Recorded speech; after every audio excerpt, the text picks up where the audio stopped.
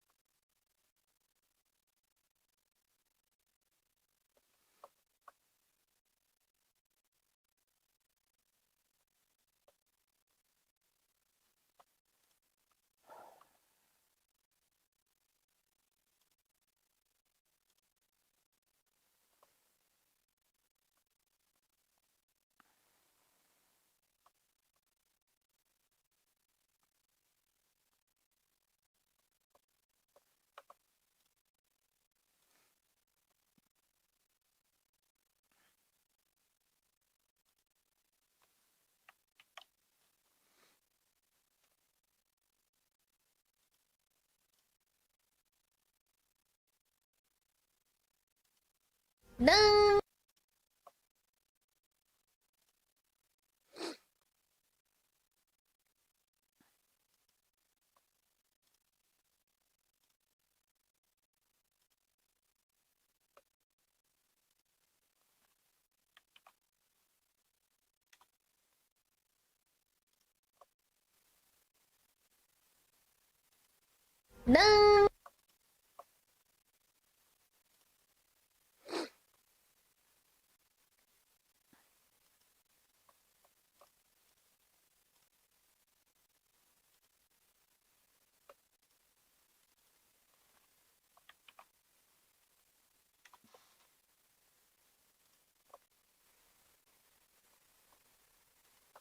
No.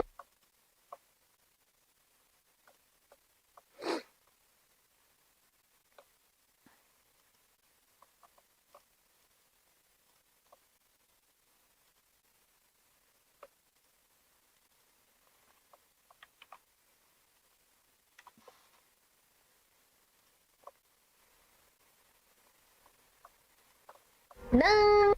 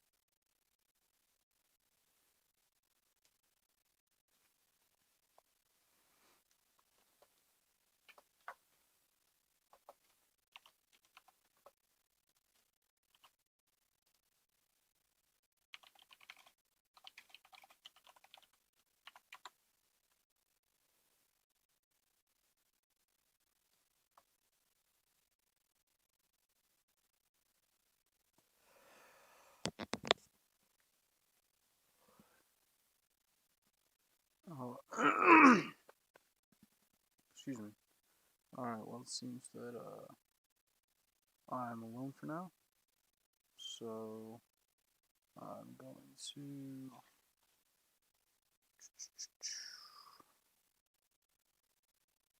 read some out loud. So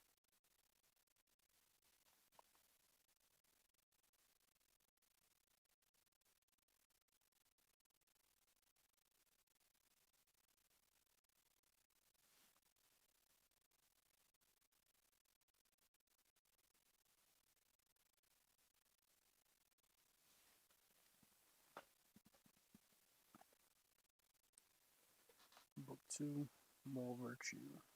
Moral virtue, how produced, in what medium, and in what manner exhibited.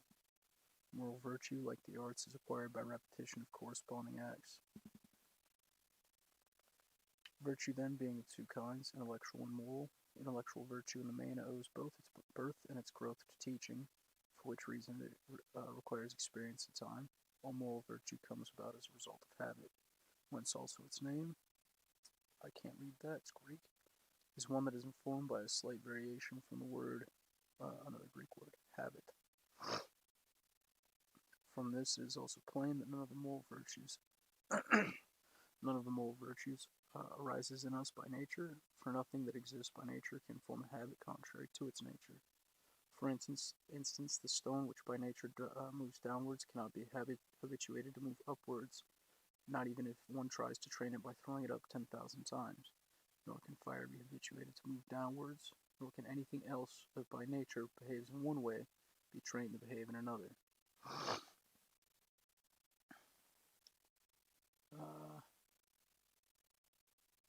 Neither by nature, then, nor contrary to nature do the virtues arise in us. Rather, we are adapted by nature to receive them, and are made perfect by habit. Again, of all the things that come to us by nature, we first acquire the potentiality and later exhibit the activity. This is plain in the case of the senses, for it was not by often seeing or often hearing that we got these senses, but on the contrary, we had them before we used them, and did not come to have them by using them. But the virtues we get by first exercising them, as also happens in the case of arts as well. Mic feedback off. Mic off.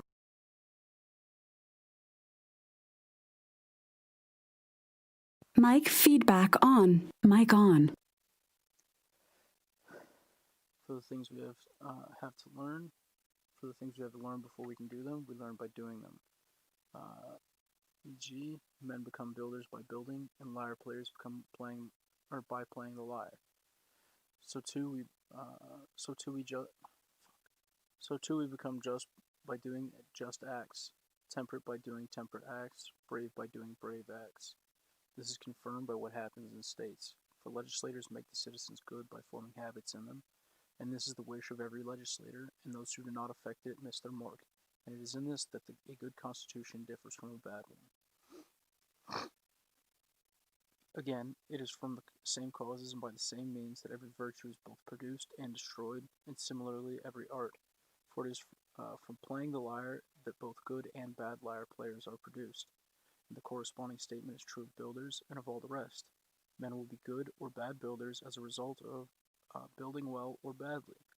For if this were not so, there would have been no need of a teacher, but all men would have been born good or bad at their craft. This then is the case with the virtues also. By doing the acts that we do in our transactions with other men, we become just or unjust, and by doing the acts that we do in the presence of danger, and by being habituated to feel fear or confidence, we become brave or cowardly. The same is true of appetites and feelings of hunger or anger. Some men become temperate and good-tempered, others self-indulgent and irascible, by behaving in one way or the other in the appropriate circumstances. Thus, in one word, states of character arise out of like activities. This is why the activities we exhibit must be of a certain kind. It is because the states of character correspond to the differences between these. It makes no small difference, then, whether we form habits of one kind or of another from our very youth. It makes a very great difference, or rather all the difference. These acts cannot be prescribed exactly, but must avoid excess and defect.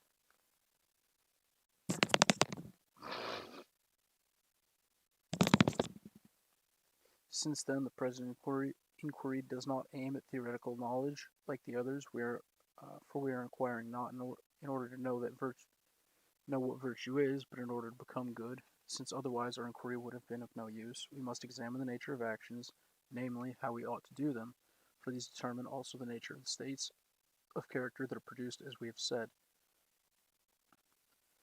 Now, that we must act according to the right rule is a common principle and must be assumed.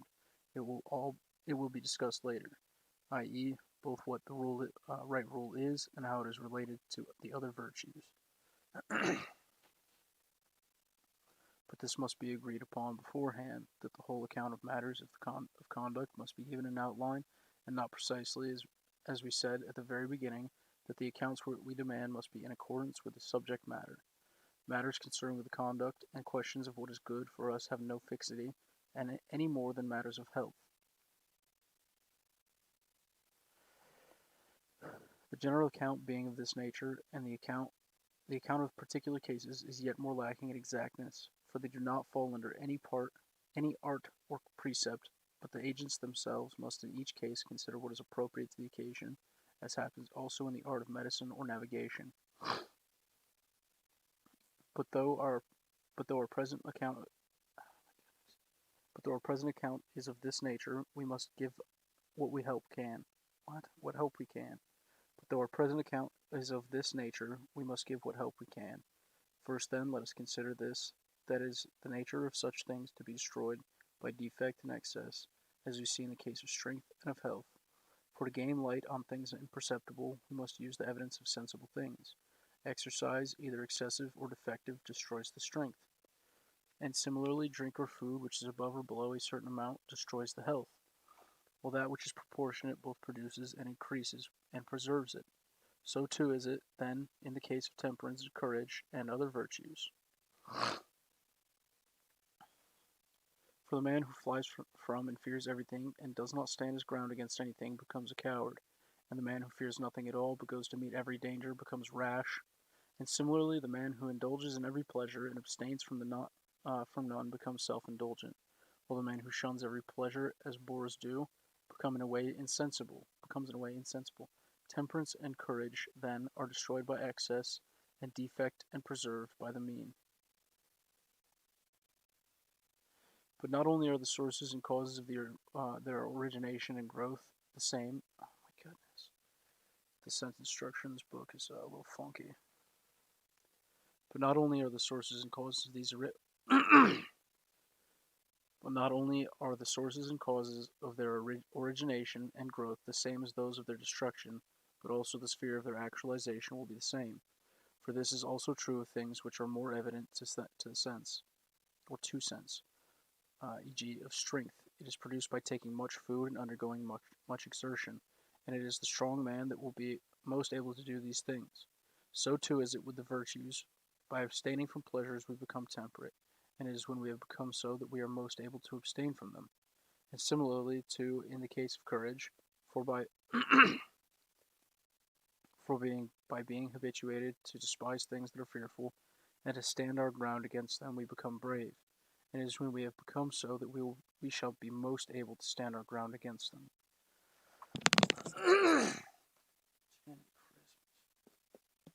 Drink some water real quick. I'm dying out here.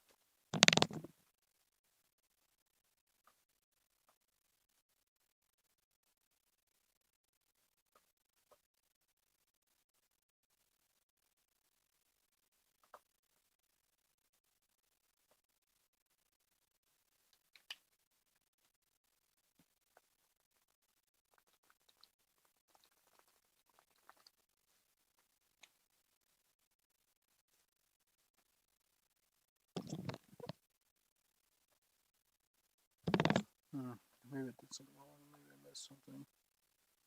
Kind of doubt it. Yes, I did not.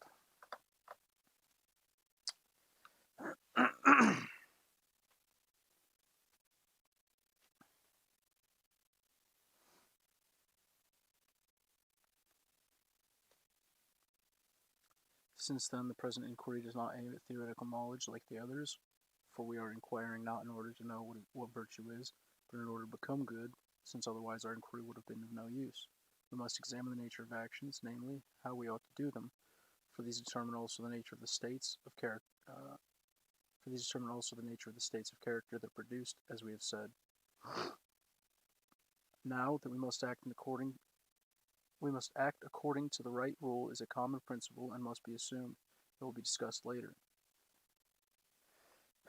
i.e., both what the right rule is and how it is related to the other virtues. And this must be agreed upon beforehand, that the whole account of matters of conduct must be given in outline and not precisely, as we said at the very beginning, that the accounts we demand must be in accordance with the subject matter. Matters concerned with conduct and questions of what is good for us have no fixity any more than matters of health. Not there either. That's exactly the same as.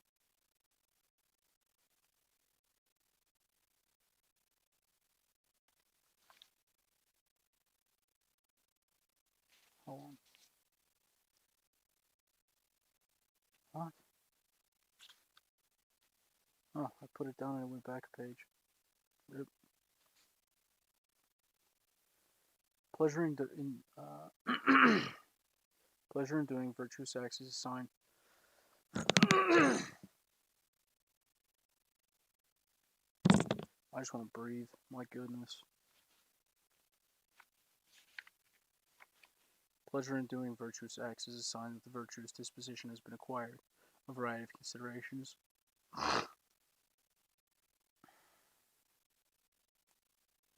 A variety of considerations show the essential connection of moral virtue with pleasure and pain. We must take as a sign the state of character, the pleasure or pain that supervenes upon acts. For the man who abstains from bodily pleasures and delights in this very fact is temperate, while the man who is annoyed at it is self-indulgent, and he who stands his ground against things that are terrible and delights in this, or at least is not pained, is brave, while the man who is pained is a coward. For moral excellence, is considered. Oh my goodness, I can't read. I have the reading level of apparently a 4-year-old. Um, so apparently it's one of those things that the longer you don't do it, the worse you get at it. So if you're watching this and you happen to be in school and you have a good reading level as of now, keep it up because you'll thank yourself and you won't be fumbling all over yourself like an idiot.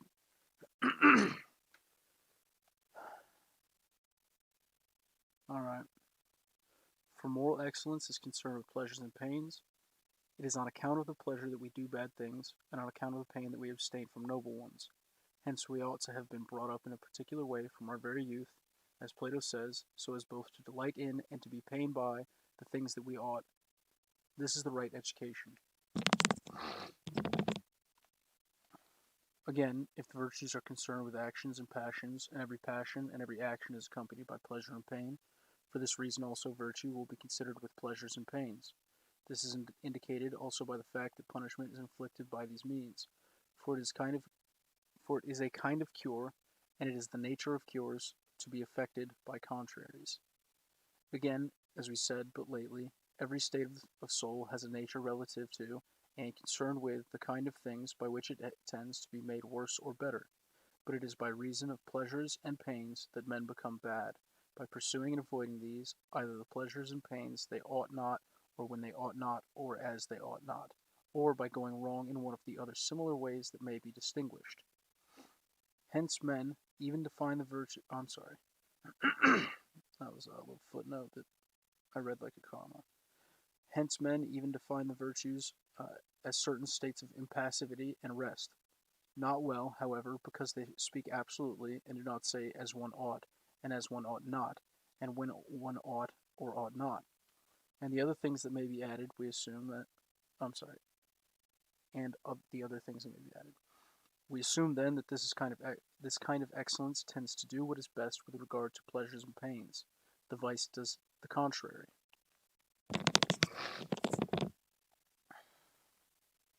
The following facts also may show. I'm sorry, give me 1 second.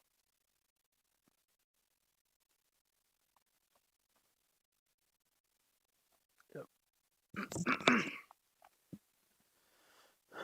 The following facts also may show us that virtue and vice are concerned with these same things. There being 3 objects of choice and 3 of avoidance: the noble, the advantageous, the pleasant, and the contraries, and their contraries, the base, the injurious, the painful. About all of these, the good man tends to go right, and the bad man to go wrong, and especially about pleasure. For this is common to the animals, and it accompanies all objects of choice. For even the noble and the advantageous appear pleasant. Again, it has grown up with us all from our infancy. This is why it is difficult to rub off this passion, ingrained as it is in our life, and we measure even our actions, some of us more and others less, by the rule of pleasure and pain. For this reason, then, our whole inquiry must be about these. Uh, for to feel delight and pain rightly or wrongly has no small effect on our actions. Again, it is harder to fight with pleasure than with anger, to use Heraclitus' phrase. But both art and virtue are always concerned with what is harder, for even the good is better when it is harder. Therefore, for this reason, also the whole concern, both of virtue and political science, is with pleasures and pains. For the man who uses these will be good; he who uses them badly, bad. That virtue then is concerned with the pleasures and pains, and that by the acts from which it arises, it is both increased and, if they are done differently, destroyed, and that the acts from which it arose are those in which it actualizes itself. Let this be taken as said.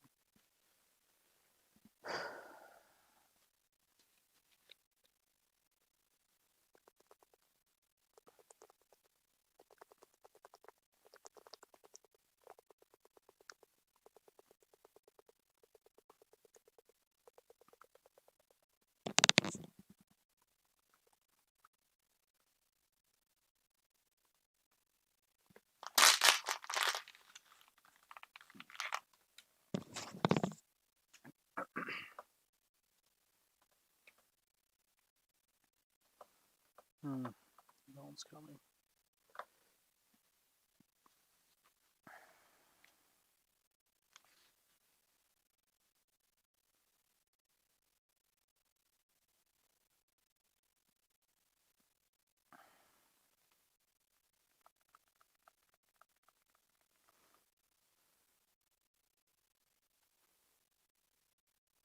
If anyone's watching right now, I'd like to know what you think should be done.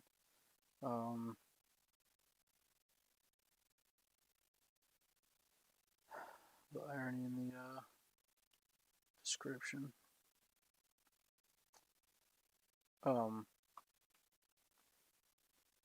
If you're watching, you can tell me if you'd like me to continue reading, or I might end the stream here in about 10 minutes and go to my other channel, or Twitch, and do some Duolingo, because evidently no one is here to read and discuss, and that kind of defeats the purpose. Yeah. So,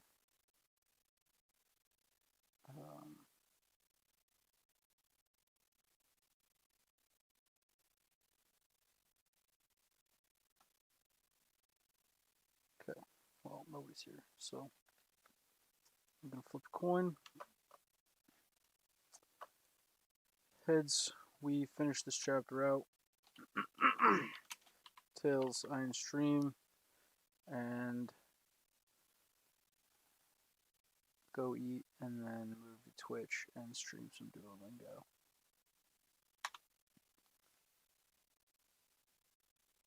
It's Tails. Okay.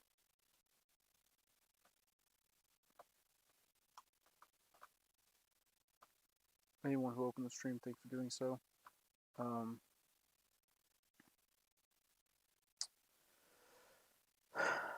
Hopefully next time people will actually show up and we'll actually,